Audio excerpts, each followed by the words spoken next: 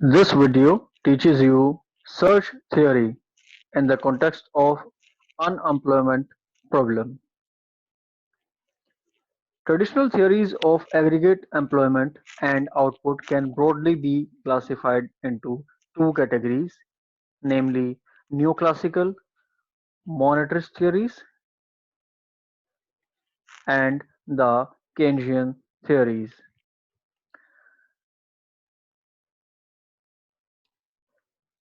Search theory के बारे में पढ़ने से पहले इम्पोर्टेंट है कि new classical theories of unemployment जो है उनका स्ट्रक्चर समझिए और कैसे सर्च थ्योरी इम्पोर्टेंट हो जाती है न्यू क्लासिकल थ्योरीज की वीकनेसेस को ओवरकम करने के लिए। New classical theories of unemployment are basically based on the Walrasian general equilibrium model of perfectly competitive market. Walrasian general equilibrium जो है उसमें लेबर मार्केट का स्ट्रक्चर कुछ इस तरह का होता है कि वहाँ मार्केट में लेबर मार्केट में परफेक्ट कॉम्पिटिटिवनेस होती है और there is no reason why the market should not clear. Means unemployment का कोई रीजन वहाँ नहीं होता है, क्योंकि अगर इन केस कोई अनएम्प्लॉयमेंट क्रिएट होता भी है तो मार्केट एडजस्ट कर लेती है, market forces of demand and supply adjust करके वेजेस में एडजस्टमेंट होता है और उसकी हेल्प से मार्केट क्लियर करती है।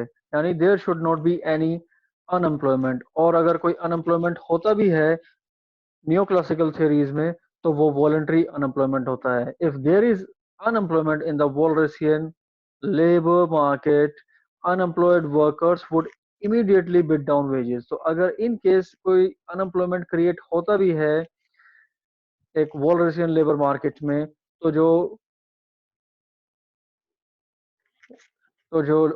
वर्कर्स हैं basically they will bid down wages, तो वो अपने वेजेस जो है कम वेजेस ऑफर करेंगे मार्केट में, कम वेजेस पे काम करने के लिए रेडी होंगे। उससे क्या होगा कि सप्लाई एंड डिमांड की जो फोर्सेस हैं वो लेबर मार्केट में अगेन एक बैलेंस एस्टेब्लिश करेंगी। फर्दर अगर फर्म्स जो हैं वो ये एक्सेप्ट कर लें वर्कर्स के ऑफर को, वर्कर्स जो कि एक लोअर वेजेस ऑफर कर रहे हैं यानी लोअर वेजेस पे वर्क करने के लिए रेडी हैं और फर्म उसको एक्सेप्ट कर लेती हैं, तो we can conclude that the market for labour is Walrasian. तो ये एक वॉलरेसियन लेबर मार्केट की फॉर्म होगी और इसमें एनी ऑब्जर्व अनएम्प्लॉयमेंट, कोई भी अगर अनएम्प्लॉयमेंट इसमें ऑब्जर्व होता है तो वो वॉलंटरी अनएम्प्लॉयमेंट होगा। यहाँ इनवॉलंटरी अनएम्प्लॉयमेंट के लिए कोई स्पेस नहीं होता है, यानी कि unemployment of people moving between jobs and of those who are ready to work only at wages higher than prevalent wage rate. Means voluntary unemployment है, यानी पीपल या तो लोग काम करना ही नहीं चाहते हैं जो प्रिवेलिंग वेज रेट है उस पर, या फिर वो एक बेटर जॉब की या एक न्यू जॉब के लिए सर्च कर रहे हैं, उसके लिए मूव कर रहे हैं from one job to another job, वो मूव कर रहे हैं। तो ऐसे स्ट्रक्चर को हम कहते हैं new classical model of unemployment. लेकिन यहाँ वीकनेस ये है इस new classical model of unemployment की कि यूजुअली ये रियलिटी से थोड़ा सा डिस्टेंस पर है। Means it does not reflect the reality properly, क्योंकि रियलिटी में देयर इज सम अनएम्प्लॉयमेंट, कुछ अनएम्प्लॉयमेंट तो होता है मार्केट में, और सारा अनएम्प्लॉयमेंट जो मार्केट में होता है लेबर मार्केट में वो वॉलंटरी अनएम्प्लॉयमेंट ही नहीं होता। There is some involuntary unemployment also. Means जब लेबर मार्केट में वर्कर जो हैं अपनी इच्छा के विरुद्ध बिना चाहे वो अनएम्प्लॉयड होते हैं, तो उस केस में ये जो neo classical model of unemployment है ये उस केस को एक्सप्लेन नहीं कर पाता है। उसके लिए हम देखते हैं कि new classical model was theoretically elegant, they look so beautiful, they work very elegantly because of the market forces of demand and supply। लेकिन प्रॉब्लम क्या है, but did not accord with the observed phenomena, reality को ये express नहीं करते हैं properly, phenomena of high and varying unemployment. तो जो अनएम्प्लॉयमेंट रेट है जो वेरी करता है रियल वर्ल्ड में, ये उसको एक्सप्रेस नहीं करता है, उसको एक्सप्लेन नहीं करता है, उसको बेसिकली ये एड्रेस नहीं करता है। It was hence necessary to augment the model to bring it more in tune with the reality। तो इसलिए इस न्यू क्लासिकल मॉडल को ऑगमेंट करने की जरूरत थी, इसमें कुछ एक्सटेंशन इसको इसमें करने की जरूरत थी ताकि ये रियलिटी को ज्यादा अच्छे से ये एक्सप्रेस कर पाए। The search theory attempts to do this by modelling unemployment. तो सर्च थ्योरी अब इसका एक सॉल्यूशन है। ये जो इनवॉलंटरी अनएम्प्लॉयमेंट को न्यू क्लासिकल मॉडल एक्सप्लेन नहीं कर पा रहा था, तो उसको सर्च थ्योरी एक्सप्लेन करेगी and modelling unemployment as an equilibrium phenomena, यानी इक्विलिब्रियम कंडीशंस में भी एक इनवॉलंटरी अनएम्प्लॉयमेंट की पॉसिबिलिटी को ये एक्सप्लेन करेगा search theory. Search theory basically क्या है, इसके ऊपर काम किसने किया है, means who has presented this idea and who all are the economists who have actually worked on the development of this theory। तो सबसे पहले नाम आता है एसी पिगू।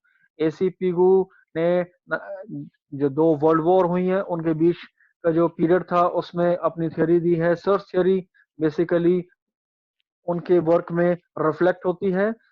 पिगू ने कहा कि जो अनएम्प्लॉयमेंट है, सर्च एंड मेकिंग अनएम्प्लॉयमेंट, ये जो सर्च करते हैं लोग डिफरेंट जॉब्स के लिए, is actually a form of frictional unemployment है। ये फ्रिक्शनल अनएम्प्लॉयमेंट कौन सा अनएम्प्लॉयमेंट होता है, बेसिकली फ्रिक्शनल अनएम्प्लॉयमेंट एक ऐसा अनएम्प्लॉयमेंट होता है जो इसलिए क्रिएट होता है क्योंकि लोग जो वर्कर्स हैं they are actually looking for job, means imperfect information job search and matching is not smooth and there are friction in the economy। तो जो वर्कर्स हैं वो जिस टाइप ऑफ जॉब में अभी इन्वॉल्व हैं उससे वो सेटिस्फाइड नहीं है, they are looking for new jobs, और because of the frictions in shifting between jobs generated, ये तो जॉब्स में जो शिफ्ट करते हैं उसकी वजह से ये अनएम्प्लॉयमेंट जनरेट होता है। एंड क्योंकि वहां एक मिसमैच होता है between the skills and vacancies, जो जॉब्स होती हैं उनमें जो स्किल्स रिक्वायर्ड है और जो वर्कर्स हैं उनकी जो अपनी स्किल्स हैं उन दोनों में एक मिसमैच होता है, इसलिए फ्रिक्शनल अनएम्प्लॉयमेंट क्रिएट होता है and that is the cause of search and matching unemployment. और लेटर उसके बाद 1970s में एडमंड फेल्प्स ने अपनी बुक एक प्रेजेंट की, उस बुक में सर्च थ्योरी के बारे में काफी वर्क एक्सप्लेन किया। Lucas and Prescott have also made significant contributions, इन्होंने भी 1970 this is 74 basically, this is 74। तो ल्यूकास एंड प्रेस्कॉट ने भी 1974 में इस पे काम किया। और आगे चलते हैं अब इसके बारे में, सर्च थ्योरी बेसिकली है क्या और इसका बेसिक स्ट्रक्चर क्या है, how do we construct a search theory model, वो अब हम यहाँ जानेंगे। Theory of unemployment where in each vacancy has unique features and requires unique skills. तो दैट मीन्स कि जितनी भी वैकेंसीज हैं, यानी जॉब जो है, जॉब हर जॉब में सिमिलर यानी आइडेंटिकल जो लेबर्स हैं उनकी रिक्वायरमेंट नहीं है, जो जॉब्स है उनकी स्पेसिफिक रिक्वायरमेंट्स है, उनकी यूनिक स्किल्स रिक्वायर्ड है हर जॉब के लिए। तो और एम्बेडेड इन इंडिविजुअल वर्कर, जो कि हर इंडिविजुअल वर्कर को यहाँ हेट्रोजीनियस वर्कर माना गया है सर्च थ्योरी में, जबकि न्यू क्लासिकल मॉडल हेट्रोजेनिटी को नहीं एक्सप्लेन करता है। वहां एक वर्कर को या किसी भी वर्कर को सिमिलर या आइडेंटिकल मान लिया जाता है। यहाँ सर्च थ्योरी में क्योंकि वर्कर्स जो हैं वो हेट्रोजीनियस हैं, तो एक वर्कर हर तरह की जॉब पे यानी किसी भी वैकेंसी के लिए फिट नहीं होगा, वो एक स्पेसिफिक वैकेंसी के लिए ही फिट होगा क्योंकि हर वैकेंसी के यूनिक फीचर्स हैं और उसके लिए यूनिक स्किल्स रिक्वायर्ड हैं। तो आइए, the frictions in the process of matching vacancies, तो क्या करना होता है, मैच करना होता है वैकेंसीज को किसके साथ, अनएम्प्लॉयड जो है पीपल उनकी जो स्किल्स हैं उनके साथ। और इस प्रोसेस में ये जो मैचिंग का, सर्चिंग एंड मैचिंग का जो प्रोसेस होता है कि जो अनएम्प्लॉयड पीपल होते हैं वो सर्च करते हैं जॉब्स के लिए और जो वैकेंसीज हैं उनको मैच करना होता है सूटेबल स्किल्स के साथ, यही रीजन बनता है एक अनएम्प्लॉयमेंट का, जिसे हम फ्रिक्शनल अनएम्प्लॉयमेंट भी कह देते हैं। The firm considers each unit of labour as heterogeneous, तो फर्म जो है जितनी यूनिट्स हैं लेबर की यानी जितने वर्कर्स हैं उनको हेट्रोजीनियस मानता है, वे सारे आइडेंटिकल नहीं है। Now the labour market is not a market of homogeneous commodity. तो लेबर मार्केट अब डिफरेंट है न्यू क्लासिकल मॉडल से। यहाँ होमोजीनियस कमोडिटी को ट्रेड नहीं किया जा रहा है लेबर मार्केट में, बल्कि हेट्रोजीनियस लेबर्स वर्कर्स जो हैं उनको ट्रेड किया जा रहा है, उनके वर्किंग आवर्स को ट्रेड किया जा रहा है। The firm does not consider the insider labour. Insider labour यानी वो वर्कर्स जो प्रीवियसली फर्म में काम कर रहे हैं, पहले से ही फर्म में काम कर रहे हैं, उनको जो अनएम्प्लॉयड लोग हैं उनके आइडेंटिकल नहीं मानती है। फर्म ये मानती है कि जो इनसाइडर लेबर है वो ज्यादा स्किलफुल है, और जो आउटसाइडर लेबर है उसको चेक करना होगा, उसको मैच करना होगा, रिक्वायर्ड स्किल्स हैं या नहीं है। जो अनएम्प्लॉयड वर्कर्स हैं they are matched with existing vacancies. तो क्या होता है, मैचिंग मैचिंग होती है एग्जिस्टिंग वैकेंसीज की, but through a complex process of search and match. तो ये पूरा प्रोसेस जो है सर्च एंड मैच का, ये फॉलो किया जाता है कि जो रिक्वायर्ड स्किल्स हैं किसी वैकेंसी के लिए और जो skills possessed by the labour है वो मैच होती हैं या नहीं होती हैं। तो इसमें पूरा एफर्ट होता है काफी, जो वर्कर्स हैं उनको सर्च का एफर्ट करना होता है, और जो फर्म्स हैं उनको बेसिकली मैच का एफर्ट करना होता है। तो पूरा सर्च एंड मैच का एफर्ट होता है सर्च थ्योरी में। Then the models of unemployment that postulate such a process. जिस मॉडल में ये प्रोसेस होता है सर्च एंड मैचिंग का, उसको हम सर्च थ्योरी मॉडल बोल देते हैं basically. Now search and matching model specification. Peter Howitt का जो प्रेजेंटेड मॉडल है वो बेसिकली यहाँ हम स्टडी करने वाले हैं। ऑल्टरनेटिव कुछ मॉडल्स और भी प्रेजेंट किए गए थे सर्च थ्योरी में, उनको यहाँ हम डिस्कस नहीं कर रहे हैं इस वीडियो में। पीटर हॉविट का जो मॉडल है वो बेसिकली उन्होंने प्रेजेंट किया था as business cycles with costly search and recruiting, और ये उन्होंने प्रेजेंट किया था जो क्वार्टरली जर्नल ऑफ इकोनोमेट्रिक्स है उसमें 1988 में ये उनका पेपर पब्लिश हुआ था, जिसमें उन्होंने ये आइडियाज प्रेजेंट किए। तो इस मॉडल के स्पेसिफिकेशन के लिए कुछ यहाँ नोटेशंस देख लीजिए। एफ का मतलब है the number of firms. F means the number of firms in the market. N, capital N is the number of labor, and delta is the rate of separation. ये rate of separation क्या है, means जो labour है वो सिर्फ higher ही नहीं होती बल्कि फायर भी होती है। फायर मीन्स उनको जॉब से रिमूव किया जाता है। तो एक पर्टिकुलर टाइम पीरियड में कितने लेबर को यानी कितने इंडिविजुअल्स को अपनी जॉब खोनी पड़ती है, how many individuals lose their job in a particular time period, that is called the rate of separation. Marginal cost of hiring जो है, मार्जिनल कॉस्ट ऑफ हायरिंग यानी हायरिंग का जो प्रोसेस है वो फ्री नहीं है। फर्म्स जो है उनको कई तरह की कॉस्ट इनकर करनी पड़ती है हायरिंग के लिए। एडवर्टीजमेंट उनको एक रिलीज करना होता है, then they have to conduct the interviews, जो एप्लीकेंट्स होते हैं उनकी उनकी एप्लीकेशंस को प्रोसेस करना होता है। तो ये काफी कॉस्टली प्रोसेस होता है। तो मार्जिनल कॉस्ट ऑफ हायरिंग यानी एक एक्स्ट्रा इंडिविजुअल को हायर करने के लिए जो फर्म को कॉस्ट जो इनकर करनी पड़ती है वो है मार्जिनल कॉस्ट ऑफ हायरिंग। वो किसी भी फर्म के लिए वो इंक्रीजिंग फंक्शन होता है of its level of hiring, यानी जितना ज्यादा वो हायरिंग करेगा ये मार्जिनल कॉस्ट ऑफ हायरिंग उतनी ही इंक्रीज होती चली जाएगी। ये मार्जिनल कॉस्ट इसलिए इंक्रीजिंग फंक्शन है लेवल ऑफ हायरिंग का। एक और प्रॉब्लम भी आती है, लेवल ऑफ हायरिंग जितना ज्यादा होगा उतनी ही less effective units of labour जो है पॉसिबल है कि वो जो फर्म है उसको रिसीव हो। Then another relation, marginal cost is a decreasing function. किस चीज का decreasing function? Of aggregate unemployment. Aggregate unemployment का, अनएम्प्लॉयमेंट अगर ज्यादा है तो मार्जिनल कॉस्ट कम हो जाएगी। यानी कि high rate of unemployment, high unemployment rate makes it easier and cheaper for the firm to find willing and competent workers. क्योंकि अगर अनएम्प्लॉयमेंट ज्यादा है तो बहुत सारे वर्कर्स होंगे जो विलिंग होंगे प्रीवेलिंग रेट्स पर या और भी चीपर रेट्स पर वर्क करने के लिए रेडी हो जाएंगे। Now each firms hire when, कोई भी फर्म तब हायर करती है जब मार्जिनल कॉस्ट ऑफ हायरिंग जो है, यानी कि हायरिंग पर का जो प्रोसेस है हायरिंग का, उस पर होने वाली जो उस पे जो कॉस्ट जो इनकर करती है फर्म, वो इक्वल हो जाए net marginal benefit of hiring से। अब ये दो जो हमने यहाँ पे टर्म्स यहाँ पे यूज की हैं, इनको बेसिकली हम कैसे देखते हैं, एक्सप्लेन करते हैं।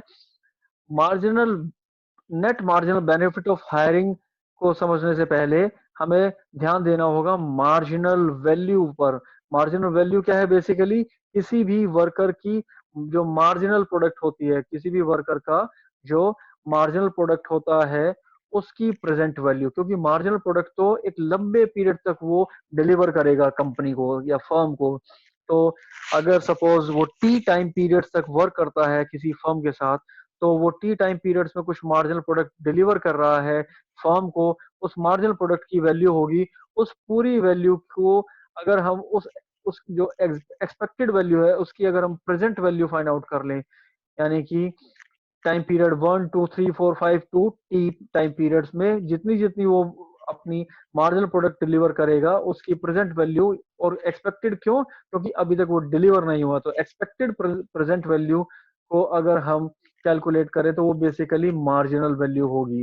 वो मार्जिनल वैल्यू कहलाएगी जिसे हम क्यू टी से डिनोट करते हैं, जिसे हम क्यू टी से डिनोट करते हैं। नेट मार्जिनल बेनिफिट क्या होगा फिर? तो marginal value basically marginal product, यानी कि वो सर्विसेज जो एक लेबर प्रोवाइड करता है फर्म को, और उसमें से अगर माइनस कर दें discounted present value of wages, यानी जो फर्म है in exchange of this marginal product, वो जो सर्विसेज जो वो प्रोवाइड कर रहा है, फैक्टर सर्विसेज यानी लेबर सर्विसेज जो वो वर्कर प्रोवाइड कर रहा है, उसके बदले में वो फर्म वेजेस प्रोवाइड करती है और डिफरेंट टाइम पीरियड्स में वो वेजेस प्रोवाइड किए जाएंगे। तो उनकी उन टी टाइम पीरियड्स में जो वेजेस प्रोवाइड किए गए उनकी discounted present value of wages को अगर हम सब्ट्रैक्ट करते हैं मार्जिनल वैल्यू में से, यानी कि जो लेबर है, जो वर्कर है, उसने फर्म को दिया इतना वैल्यू, दिस वन, एंड जो फर्म ने वर्कर को दिया वो दिया ये वैल्यू, राइट। तो नाउ वी कैन सी कि फर्म को नेट मार्जिनल बेनिफिट क्या हो रहा है, यानी कि वो जो लेबर से रिसीव कर रहा है उसमें से माइनस कर दीजिए वो जो लेबर को पे किया जा रहा है। So this is net marginal benefit. तो मार्जिनल वैल्यू और नेट मार्जिनल बेनिफिट यहाँ आपने समझे हैं। कुछ और टर्म्स हैं, आगे समझिए। मार्केट वेज सेटिंग, मार्केट में वेज सेटिंग कैसे होती है, यानी वेज डिटर्मिनेशन कैसे होता है। ये जो एच टी है, एच टी जिसको हमने यहाँ पे मार्केट में वेज सेटिंग का एक वेरिएबल मान लिया है कि ये बेसिकली मार्केट के क्या है, रेट ऑफ हायरिंग है बेसिकली एच टी। तो ये कैसे किया जाता है? ये डिपेंड करता है on the basis of bargaining power, Sai, bargaining power जिसे हम डिनोट कर रहे हैं यहाँ साई से। तो बार्गेनिंग पावर बेसिकली क्या होता है? This is the ratio of number of vacancies and unemployed unemployed workers. तो अगर नंबर ऑफ वैकेंसी ज्यादा है और वर्कर जो अनएम्प्लॉयड हैं वो उतने अवेलेबल नहीं है मार्केट में, तो नेचुरली जो वर्कर्स हैं उनकी बार्गेनिंग पावर ज्यादा होगी। और अगर नंबर ऑफ वैकेंसी कम है, अनएम्प्लॉयड लोग मार्केट में ज्यादा हैं, तो बार्गेनिंग पावर नेचुरली कम हो जाएगी और वर्कर जो हैं वो रेडी होंगे लेस एंड चीपर वेजेस पे काम करने के लिए अगर नंबर ऑफ वैकेंसी कम है। Now number of vacancy open by a firm, एक फर्म कितनी वैकेंसीज डिक्लेयर कर सकती है, कितनी वैकेंसीज ओपन करेगी, वो कैसे डिटरमाइन होता है? ये एक्चुअली फंक्शन है, it is a function of the market wage rate and the hiring cost. तो मार्केट में वेज रेट अगर, ये देखिए, मार्केट में वेज रेट अगर, यानी कॉस्ट ऑफ हायरिंग जो है वो अगर ज्यादा है net marginal benefit, net marginal benefit से, तो ऐसे में क्या होगा? नेट मार्जिनल बेनिफिट से ये उल्टा हो गया, sorry, this should be this way, right. So cost of hiring अगर कम है नेट मार्जिनल बेनिफिट से, यानी मार्जिनल बेनिफिट जो गेन कर रही है फर्म वो ज्यादा है कॉस्ट ऑफ हायरिंग से, तो नेचुरली वैकेंसी जो है ओपन की जाएंगी मार्केट में। This is wrong, this is wrong and this sign is correct. Now, so vacancies are opened by firms if cost of hiring is less than the net marginal benefit. Now the wage is set through bargaining, wage जो है वो set होता है bargaining से। मैंने अभी last slide में explain किया है कि बार्गेनिंग पावर को हम साई से डिनोट करते हैं, वेजेस जो है उसी से डिटरमाइन होते हैं, और बार्गेनिंग पावर डिसाइड होती है कि नंबर ऑफ वैकेंसीज कितनी अवेलेबल है मार्केट में, और total number of applicants means total number of unemployed people कितने हैं। और उसमें total number of unemployed people में वो लोग जो अभी अनएम्प्लॉयड हैं वो भी इंक्लूडेड होते हैं, साथ में वो लोग जो एम्प्लॉयड तो हैं but they are also trying to find new jobs, वो भी इंक्लूडेड होते हैं। Now the wage is set through bargaining so as to divide the surplus. ये जो सरप्लस है, या कौन सा सरप्लस, वो जो बेसिकली मार्जिनल वैल्यू जो है, ये जो मार्जिनल वैल्यू है क्या होती है, marginal value is actually equal to the marginal product.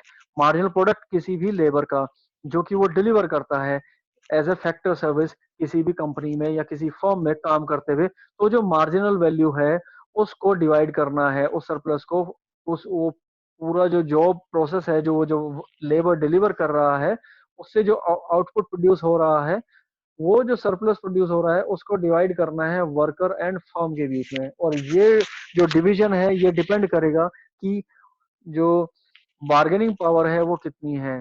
तो वर्कर को ऑब्टेन होगा शेयर साई इस सरप्लस का, और फर्म को ऑब्टेन होगा बचा हुआ यानी 1 - साई। तो अगर नेचुरली अगर बार्गेनिंग पावर अगर लेबर की ज्यादा है तो उसको एक लार्जर शेयर मिल जाएगा, जो कि यहाँ डिनोट किया गया है ये साई से। नाउ सी दस the marginal benefit of hiring of the firm. Marginal benefit जो है किसी फर्म का अगर वो हायर करती है तो वो कैसे हम कैलकुलेट कर सकते हैं, this is basically lambda T and 1 - Sai multiplied by Q T.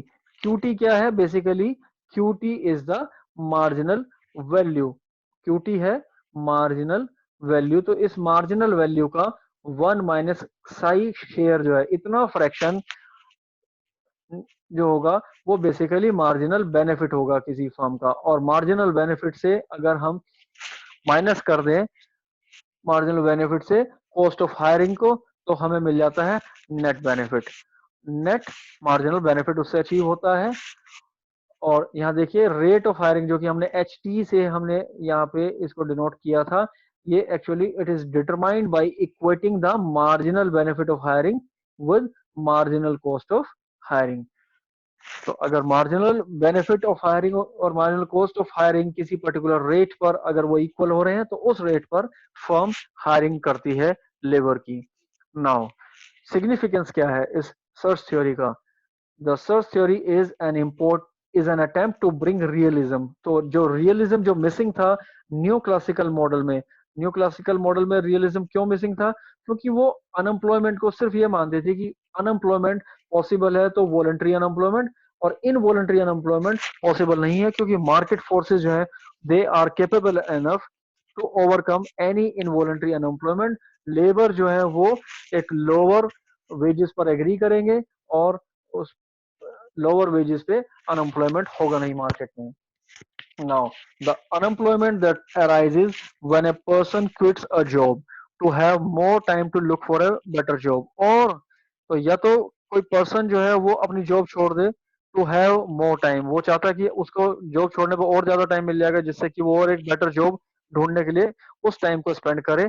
या फिर when an unemployed delays accepting A job, कि जब कोई अनएम्प्लॉयड पर्सन को जॉब मिल भी रही है लेकिन वो अभी उसको एक्सेप्ट नहीं कर रहा है और ज्यादा टाइम स्पेंड कर रहा है एक्सेप्ट करने में, इस उम्मीद में कि उसको एक बेटर अपॉर्चुनिटी मिल जाएगी, तो is of course the search unemployment. तो ये ऐसा अनएम्प्लॉयमेंट जो है बेसिकली क्या है, वही सर्च अनएम्प्लॉयमेंट कहलाता है। और ये क्या है, ये बेसिकली इसी को हम फ्रिक्शनल अनएम्प्लॉयमेंट की फॉर्म में भी स्टडी कर लेते हैं। और फ्रिक्शनल फ्रिक्शनल अनएम्प्लॉयमेंट जो है, ये सर्च अनएम्प्लॉयमेंट जो है ये कॉमन फिनोमिना है, ये सर्च थ्योरी एक्सप्लेन करती है।